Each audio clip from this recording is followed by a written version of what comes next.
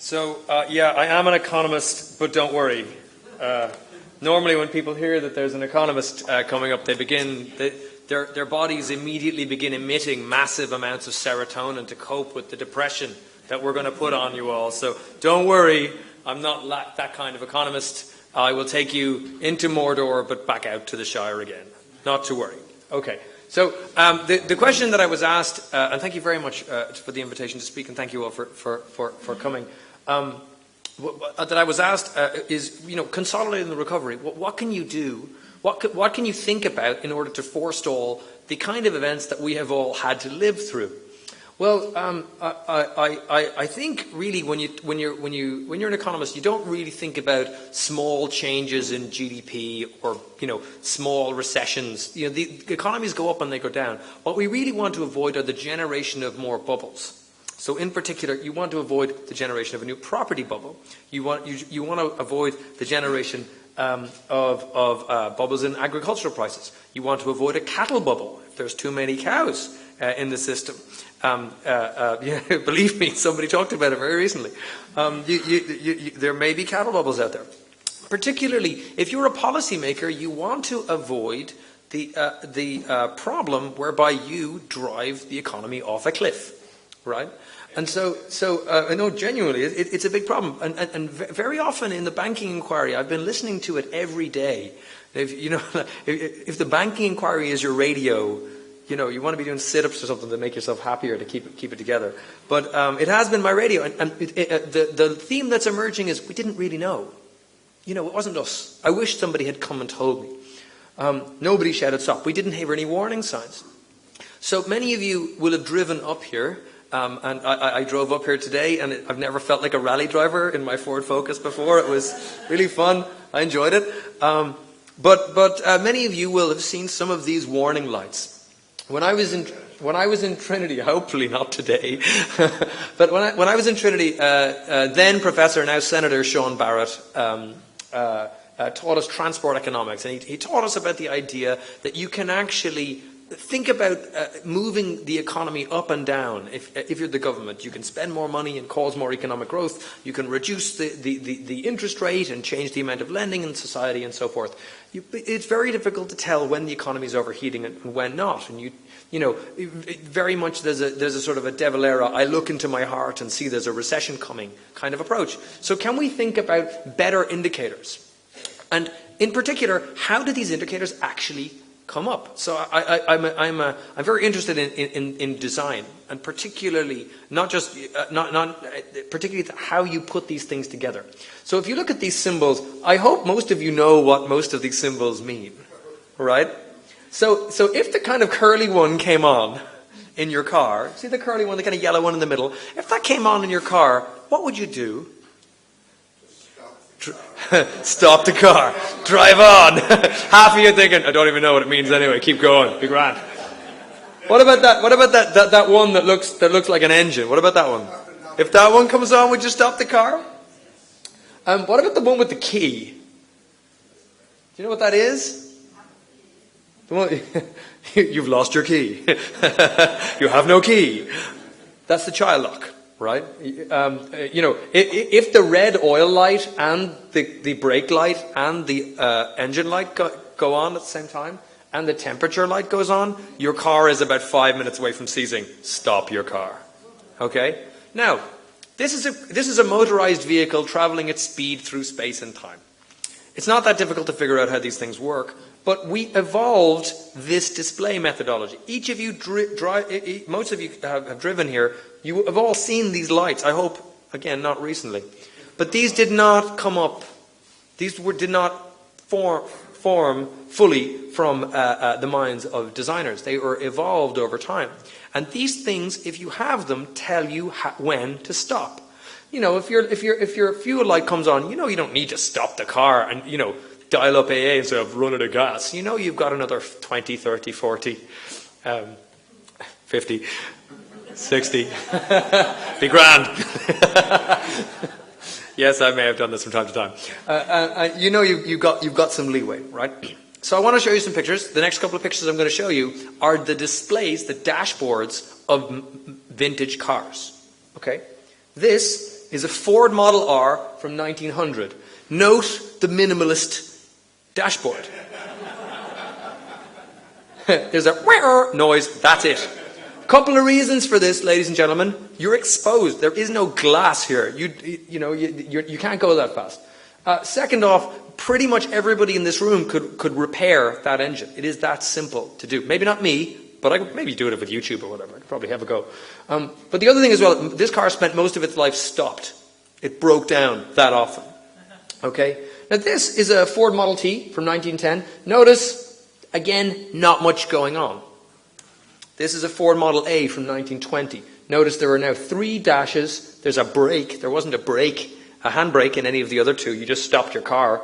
And you can see we're getting slowly better. Here's the Ford Model 48 from the 1930s. 3 or 4 dashboard icons. Here's the Ford Super Deluxe from 1942, the first genuinely all-electric car. Again, you can see it's getting better. This is a Ford Thunderbird from 1950. Very zippy red interior.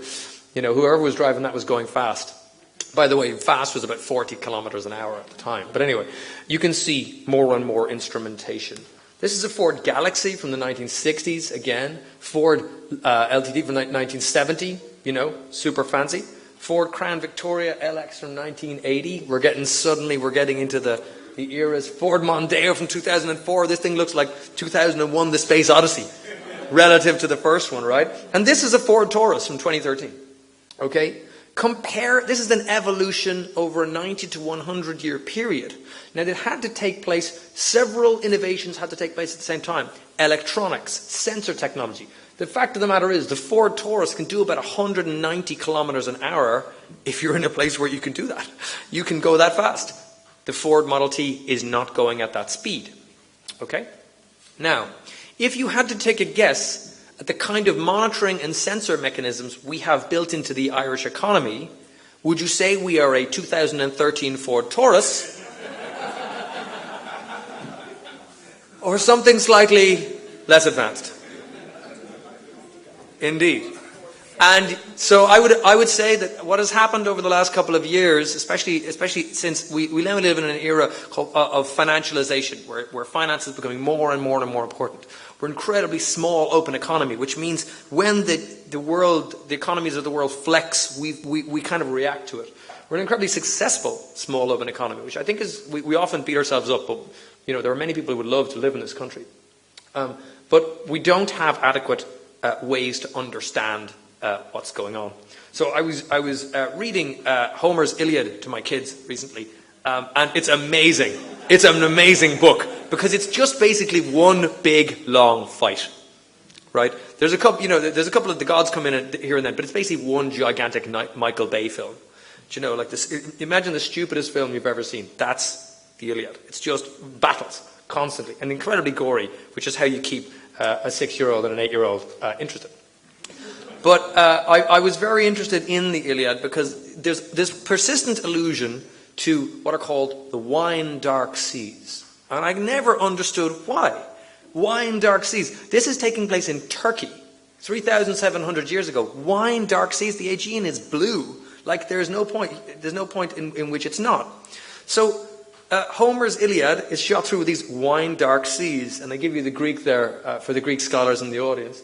But he says, and now jealous of me, you gods, because I befriend a man, one I saved as he straddled the keel alone, when Zeus had blasted and shattered his swift ship with a bright lightning bolt out on the wine-dark sea. And you're going, why didn't he just call it the blue sea? The sea was blue. Why didn't he call it the dark blue sea, the azure sea, whatever? The scholars think now, wasn't blue invented in 3700 BC? It turns out probably not. There is no, they think the color orange was invented in the 16th century. We have a tendency to think that our vocabulary is what has always existed. This is not the case. Scholars think there's something called linguistic or conceptual relativism. Not to get all academic on you, but basically they didn't have the word blue, so the closest thing was wine dark. This is why when the conquistadors came over on their ships, they were welcomed as gods, not because they looked so amazing, but because they seemed to walk on water, because they had never seen those they ended up conquering had never seen ships before.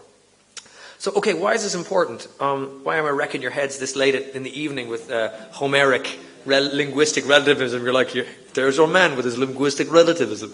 You know, 'tis far from linguistic relativism he was raised. But that's true. But anyway, why Antarctica are very important? Because if you lack language to describe a phenomenon, and the phenomenon happens to you, you're in trouble. You need the language to actually describe it. If you don't have it, you're important. These important phenomena pass you by. You miss their importance. We missed the importance. Economists missed the importance of the build-up of what's called securitization and the derivatives trade in the early 2000s. We completely missed the problem of the deep interconnection of financial systems. That's the key issue that caused the global financial crash, not the Irish financial crash. Our financial crash was caused by us trying to sell bits of our country to each other using money we borrowed from other people. That's the whole thing. Let's try not to do that again. We'll just all not. We can all go home. So how do you organize this? I want to give us an organizing framework and a theoretical lens. Not only do you make sure that key insights are acted upon, but you actually have the empirics to back it up. All right. So this basically comes from, this idea comes from a very old, or relatively old idea from von Humboldt. So language completely determines thought. He says humans live mainly with objects, even exclusively so as language conveys them. You are literally the words that you speak. Okay, so what I want to show you here is some visualizations that I and the guys that work for me in my lab have developed. So you are the first people outside of our little group of nerds to see this. I think maybe one other person in this room has seen it.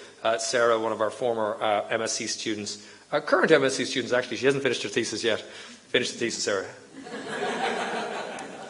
Sarah's dad is here too. Dad, make her finish the thesis, yeah? Okay, she will. She's a very good student. So we're very proud of her. I want to show you this. I want to show you a way that we've developed to see the Irish economy in a different way. This is the first time this has ever been seen at MacGill. Okay, so loads of people have tried to look at this before. This is a survey of the literature. The slides will be available online. Trust me, I've read it. It's grand. Moving swiftly on. There are loads of different ways to visualize the crisis. But one of the key ideas, I think, that I want to bring across to you is the idea of information density. So many of you will have seen time plots where there's a line and it's going over time. And the horizontal axis is time, let's say 1990 to 2009, whatever. That line plot has an informational density of about 40. Okay, there's a guy called Edward Tufte has defined these things. What I want to do is increase, and that's, by the way, the kind of data that government ministers look at all the time. The line goes up, the line goes down, GDP went up, unemployment went down, and so forth. Very little information. I want to show you data displays that have information densities of 1600. 42 versus 1600. Genuine, large change.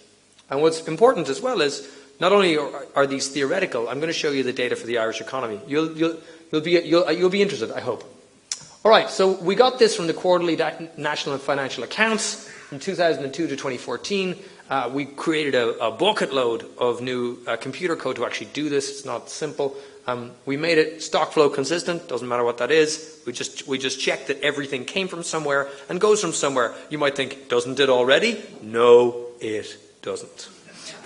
It does now, but it didn't there. It cost us 350 grand to make it stock flow consistent, but we did. All right. This is what it looks like. If you look on many of you can't see the back, I'm sorry. There's deposits, bonds, loans, equities, insurance and technical reserves, other accounts. That other used to be very small, now it's very big. And we have the net financial position. So you can see there's incomes and expenditures for households, for financial corporations. The central bank is in there too. The non-financial corporations, that's things like Steve's second-hand bookshop, but also, Microsoft, they're all in there. And we've got the government's income, which is just your taxes, and expenditure, which is my salary. Thank you very much, by that way, taxpayers of Ireland. Cheers. That was wonderful. And expenditure from the rest of the world, which is obviously, the rest of the world. Okay. So heat maps and tree maps. So we've created these two things. Now they're not the idea of a heat map and a tree map. They're not new ideas. But I'll give you a good idea here. We were going from a data density of 40 to 50, all the way up to 1800. in these graphs. Okay? So a heat map is a correlation matrix. We see if things move at the same time, if things move at the same time together, they're positively correlated. If they move at the same time negatively, they're negatively correlated. So they move like that, move against one another. Think about ice cream sales in November, right? The weather goes like that, the sales go like that, all right? That's a correlation matrix. We get the inflows into the system and the outflows, and we just map them. And with tree maps, you can display hierarchical data, so the amount of money that the government spends in a given year, this year it'll be about 50 billion, what does it spend it on? It spends 73% of the total expenditure of the country is spent on education, health, and social protection. So there'll be three big boxes that you'll see in here. I'm going to look at it all from the point of view of finance. So I don't expect you to read the rows and the columns on this. Just trust me on the size. What you're looking at here is the correlation matrix of the entire Irish economy. Not just GDP or unemployment or anything else. You're like, oh, I know, right? I know. You're like, that's it? 300 grand and this is what you got? Really? We went out a lot. There was a lot of wine. It was good. Okay, so to print this thing out on full scale would require something that size. It's gigantic. Okay. All I want you to do is look at the top right-hand corner of both figures. They represent the same thing. They're averaged over from 2002 to 2007, 2007 to 2014. That top right-hand corner is the correlation of wages with output. So I get my wages in, but they're paid by the University of Limerick, which has a wage bill. So wages received versus wages given. And you can see that during the build-up of the boom, there's also social contributions. That is quite literally the entire household sector. Okay? So what you're looking at is a statistical description of what we heard just earlier on. Okay? You can see it happening. So compare 2002 to 2007 to 2007, 2014. You can see austerity. We don't need anecdotes. We have data. Anecdotes are important. Stories are vital. But this is the kind of thing you need if you want to run a country. Now that's the household sector. You can literally see it falling apart. Okay? That's the household sector. Down in there somewhere, we have something called interest on dividends. That doesn't sound very interesting. Well, if you have shares, you will be interested.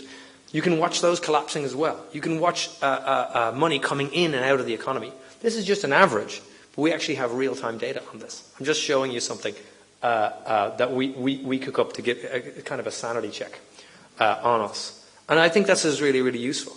Now let me show you something else. This is a tree map. You're going to see the assets of the entire Irish economy on one side and the liabilities on the other. You all have balance sheets. The assets are what you own, the liabilities are what you owe. Yeah? So the Irish economy is no different, and this is the financial side of it. What you're going to see is a snapshot in time every quarter from 2002 to 2014. And again, you're the first people to see this, and let's all cross our fingers and hope this actually works. Okay. Can you see it flexing? Okay. What you're watching is a video of the Irish economy evolving over time. On the left, you have the assets. On the right, you have the liabilities. Look at deposits, for example. They increase massively up to 2000, and then they shrink way down because people are thinking, they'll default. Let's get the money out. That's precisely what's happening. You can see the deposits in the rest of the world expanding. Long-term loans are expanding. You can see shares changing over time.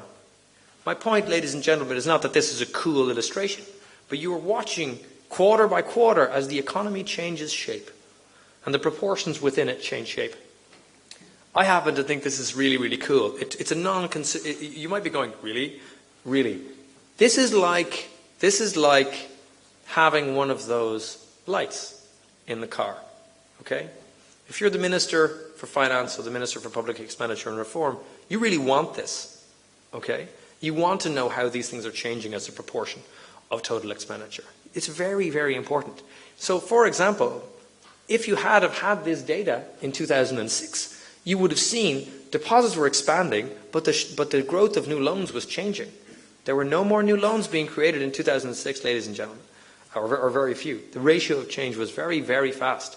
So I think it's important. While this is still back-quoted data, it shows you that the economy is an incredibly complex object, and proxying it using things like GDP is a mistake. Now I want to show you another project we've been involved in. We've been looking at Iceland, the Icelandic system, and I have two people working for me looking at this particular thing. And what we've done is we've visualized the entire Icelandic story as one wheel. Okay? Again, I don't expect you to see all the detail. The slides are, I think, available online now or soon. And so what you'll see is this. So if you just look at the top, you see these little dots, and they're expanding and they're turning into big dots. They're the size of the banking system in Iceland. Okay? So it started off being about 80% of GDP, and it finished off 800% of GDP. Nobody in Iceland knew this was happening except the people who were making a fortune from it happening. You see at the bottom the 5 sectors of the Icelandic economy: households, non-governments, governments, non-financials, financial corporations. And you can see the change, light blue to dark blue. This change is massive in the non-financials. What actually happened was the corporate sector took on loads and loads and loads of debt, which is why they were able to default on so many things so quickly. In the Irish case, the household sector did all the building up of the debt. As I said, the process was we bought bits of our country and sold it to each other. And what I want to show you here is that the banking system and the different sectors of the economy interact all the time. And if we're clever about it, we can use the data that exists already in order to give policymakers more information so that they can avoid the next bubble. Okay? They will no longer be able to say, nobody told me, I didn't know, I wish somebody had told me. They won't be able to say that because this stuff exists now and it's publicly available. We're also able to see things called flow spaces. So what you can see here is that yellow line. That yellow line is the proportion of household expenditure at the start of the year. And you can see that that moves on and becomes the consumption firms over time.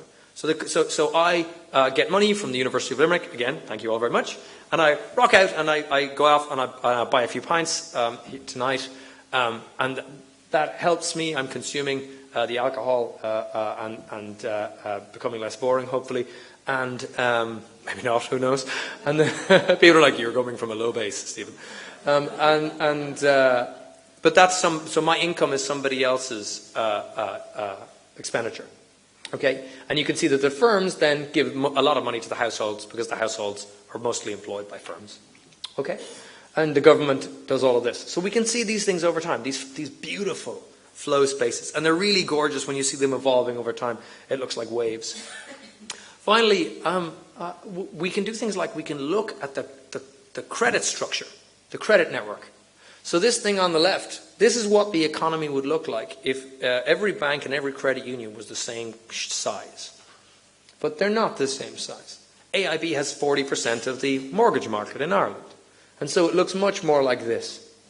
This on the right-hand side, where you have massive, massive financial entities. And then very small ones, credit unions, very small localized financing entities. And these community structures, by understanding these community structures, we can decide whether a bank is systemic or not. I'm fairly sure that if they had this picture on the night of the guarantee, they would have done something entirely different with Anglo-Irish Bank, because Anglo-Irish Bank was out there somewhere. Okay? And here we can see what happens when they evolve and their different community structures.